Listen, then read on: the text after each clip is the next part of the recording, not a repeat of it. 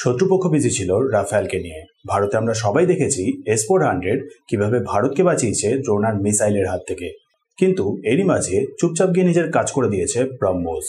বিকানের রাজস্থানে পাওয়া ব্রহ্মোস মিসাইলের বুস্টার আর নোজ ক্যাপ সাথে পাকিস্তানের বাহাওয়ালপুরে জ্যাশ হেডকোয়ার্টারের অবস্থা দেখে এটা মোটামুটি ক্লিয়ার করে বলা যায় যে বাহাওয়ালপুরে অ্যাটাকটা অ্যাটলিস্ট হয়েছিল ব্রহ্মোসকে ইউজ করে।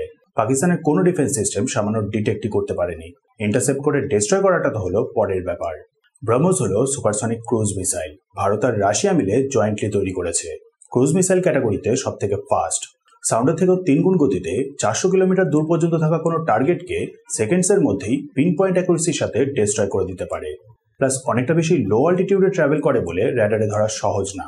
লো অল্টিটিউড বলতে সি বা গ্রাউন্ড লেভেল থেকে মাত্র 5 মিটার মানে 16 ফুট ওপর থেকে একেবারে আনডিটেক্টেড ট্রাভেল করে। মানে আপনার মাথার জাস্ট খানিকটা ওপর থেকে।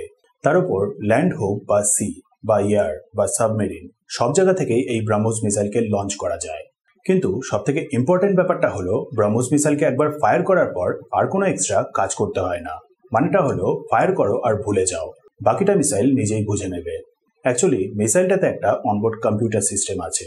কোথায় গিয়ে হিট করতে হবে তার শুধু কোঅর্ডিনেট গুলো দিতে লাগে। Onboard computer system plus satellite guidance তারপর বাকি কাজটা করে দেয়। প্রায় 2 দশক ধরে এই মিসাইলটা রয়েছে ভারতের কাছে। এখন আবার ব্যাটল টেস্টেড। পুরো ওয়ার্ল্ডে এখন জেনে গেছে এই বিস্টার ক্ষমতা। তার উপর রাশিয়া আর ভারত মিলে আবার কাজ করছে ব্রহ্মোস 2 এর ওপরে। উত্তরপ্রদেশে আবার রিসেন্টলি ব্রহ্মোসের প্রোডাকশনের জন্য নতুন একটা ফেসিলিটিও ওপেন করা হয়েছে।